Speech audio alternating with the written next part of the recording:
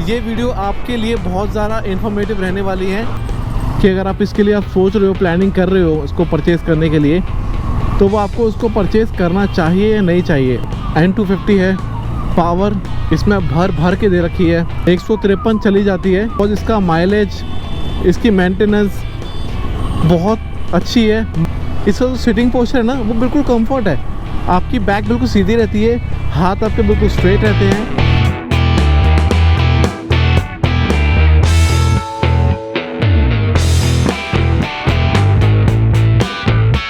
So hello everyone, welcome back to my YouTube channel and this is Aakash Kohli. तो guys, ये जो video है भाई बहुत इन्फॉर्मेटिव, और मेरा आपसे ये सजेशन है कि भाई प्लीज़ मेरे चैनल को सब्सक्राइब कर लो, बेल आइकन को प्रेस कर लो, साथ ही साथ अपने भाई के इंस्टाग्राम को चैनल को भी फॉलो कर लेना, बिकॉज ये वीडियो आपके लिए बहुत ज़्यादा इन्फॉर्मेटिव रहने वाली है।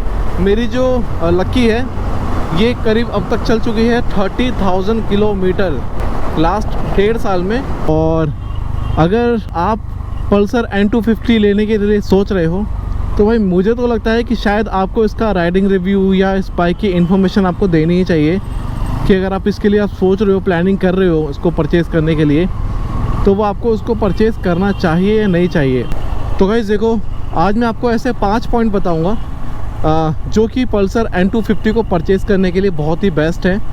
चाहे आप इसको ऑन हाईवे पर राइड करने के बारे में सोच रहे हो या आप डेली कम्यूट करने के बारे में सोच रहे हो, तो मैं आपको आज से 5 पॉइंट बताऊंगा जिससे आप इसको परचेज़ करना ही चाहोगे। फर्स्ट ऑफ ऑल है भाई इसका प्राइस। मुझे नहीं लगता कि यार कि 250 सीसी की गाड़ी जिसके अंदर इतनी अच्छी पावर है, इतना अच्छा टॉर्क है, इतनी अच्छे लुक्स हैं और इतनी अच्छी स्पेसिफिकेशंस है, कोई और कंपनी प्रोवाइड कर पाएगी। बस बजाज ऐसी एक इकलौती कंपनी है जो आपको कम प्राइस के अंदर एक अच्छी मशीन प्रोवाइड करती है, जस्ट लाइक N250 हो गई है या NS400 आप कह सकते हो। तो गाइस, दूसरी चीज़ है पल्सर N250 का मेंटेनेंस। आप सभी जानते हो कि बजाज जो गाड़ी बनाती है वो बजट के अंदर बनाती है और इस तरह से बनाती है ताकि उसका मेंटेनेंस भी लोगों के ऊपर ज़्यादा ना पड़े।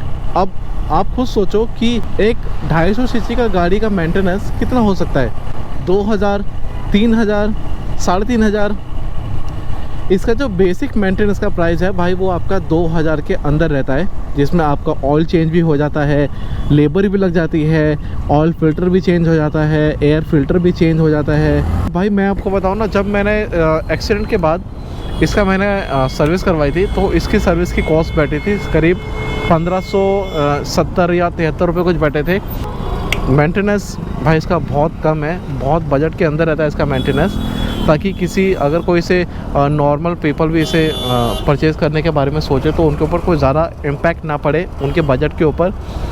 तो बजाज ये जो गाड़ी बनाई है ना भाई, ये लोगों की जेब देखकर बनाई है ताकि उनको अपनी पसंद की गाड़ी भी मिल सके और उनके ऊपर उनकी जेब के ऊपर ज़्यादा कोई इम्पैक्ट भी ना पड़े। तो गाइस, तीसरी चीज़ है इस बाइक की खूबसूरती और इसकी पावर। पल्सर N250 में आपको भाई 21.5 Nm का टॉर्क मिलता है और 24.5 इसकी पावर मिलती है। इसमें आगे फ्रंट में मिलता है 110 सेक्शन का टायर, और जो उसका रेयर वाला टायर है वो है इसका 140 सेक्शन का टायर।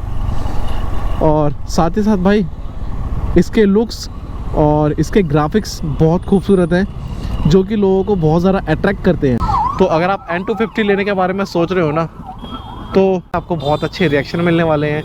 लोग आपसे पूछते हैं कि भाई ये कौन सी बाइक है, बिकॉज बहुत से लोगों को इसका आइडिया नहीं है कि पल्सर की N सीरीज़ में 250 सीसी की भी गाड़ी है और जो कि वाइट कलर में है। अगर आप इसे भगाओगे ना, मुश्किल से मुश्किल 6 या 7 सेकंड लगते हैं इसको 0 to 100 टच करने में। और जब इसका पिकअप है ना भाई, ऐसा लगता है कि जब इसको भगाओगे ना तो हर गियर पे ऐसे इसका ना एक थ्रो आता है। इसकी पावर और इसके टॉर्क के चक्कर में ऐसा इसका पुल मारती है ना कि कई बार इसे कंट्रोल करना पड़ता है। चौथी चीज़ इस बाइक के बारे में कि अगर आपकी हाइट 5.2 इंच है या 5.3 इंच है तो भी भाई आप इसे इजीली चला सकते हो। अगर कोई सोच रहा है कि यार मेरी हाइट थोड़ी कम है और मुझे ये बाइक पसंद आ रही है, बट अनफॉर्चुनेटली मैं अपनी हाइट के कम होने की वजह से मैं इसको बाइक को नहीं चला सकता, तो भाई वो चीज़ भी बजाज ने सोच रखी है। इसका जो मोनोशॉकर है वो एडजस्टेबल है, जिसे आप अपने हिसाब से कम या ज़्यादा कर सकते हो। अगर आपकी हाइट ज़्यादा है तो आप इसके जो शॉकर को आप थोड़ा सा एडजस्ट कर सकते हो अपने हाइट के हिसाब से। अगर आपकी हाइट कम है तो भी आप इसके मोनोशॉकर को एडजस्ट कर सकते हो, अपनी हाइट के हिसाब से कम या ज़्यादा कर सकते हो। और एक चीज़ और है कि यार आप इसे सिटी में चलाते हो ना, तो भी कई बार होता है ना कि यार हमारे हैंडल के चक्कर में हमारे जो हाथ की हथेलियाँ प्रेशर पड़ता है तो वो दर्द करना स्टार्ट कर देती है। तो ऐसा कुछ है नहीं। और अगर आप इसे लंबे राइड पर आप चलाना चाहते हो ना भाई, तो भी आप इजीली चला सकते हो। इसका जो सिटिंग पोस्चर है ना वो बिल्कुल कंफर्ट है। आपकी बैक बिल्कुल सीधी रहती है, हाथ आपके बिल्कुल स्ट्रेट रहते हैं, और जो आपको लगता है कि यार आपको बैंड होना पड़ेगा, या जैसे आपको RC में या R15 में आपको बैंड होना पड़ता है इसको हैंडलिंग के लिए, तो वो चीज़ इसमें नहीं है। आप इसको बिल्कुल ईजी चला सकते हो। इससे ना ही आपकी बैक में कोई पेन होगा, ना ही आपको इस पर कोई इशू आएगा लॉन्ग राइड को चलाने में। अगर आप इसे लॉन्ग राइड के लिए चलाना चाह रहे हो, या सिटी के लिए, या भगाने के लिए, या टशनबाजी के लिए, तो परचेज़ कर सकते हो। बट मेरा आपको सजेशन ये रहेगा कि आप सेफली राइड करो, और आप भी सेफ़ रहो और सामने वाले को भी सेफ़ रखो यार। कोई टशनबाजी तो देखो, हर एक चीज़ की एक अलग जगह होती है। स्टंट की अलग जगह होती है ना, नॉर्मल राइडिंग की अलग जगह होती है, सिटी की अलग जगह है। अगर आप सिटी में चलाओगे हाईवे की तरह तो वो भी अच्छी बात नहीं है, उसमें भी चांसेस रहते हैं एक्सीडेंट्स के।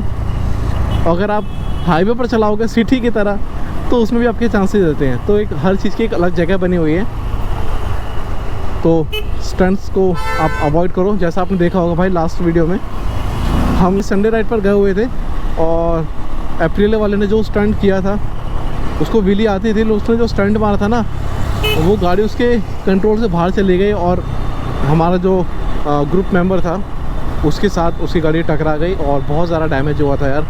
और उसी मैंने जो रील बनाई थी भाई, उस पर करीब 90,000 व्यूज़ उस पर टच हो गए मेरे इंस्टाग्राम पर। आप चाहो तो जाकर देख सकते हो, और अगर उसकी फुल वीडियो भी देखनी है तो आप वो भी चेक कर सकते हो। तो गाइज़ 5वां पॉइंट, जो कि मेरे हिसाब से काफ़ी थोड़ा सा फ़नी भी है और काफ़ी अच्छा भी है। और 5वां पॉइंट भाई ये है कि अगर आप लोग में से किसी के भाई गर्लफ्रेंड नहीं है ना, तो आप बस पल्सर N250 ले लो भाई आपकी गर्लफ्रेंड पक्का बन जाएगी, पक्का। ये बात मैं आपको दावे से कह रहा हूँ। अगर आपके पास पल्सर N250 आ गई है ना, तो आपके पास गर्लफ्रेंड भी आपके पास जल्दी ही आ जाएगी भाई, गर्लफ्रेंड भी आपकी जल्दी बनेगी। बाकी भाई अपनी कुछ वीडियोस हैं जो कि बहुत अच्छे टॉपिक्स हैं आप लोगों के लिए भी और हमारे लिए भी।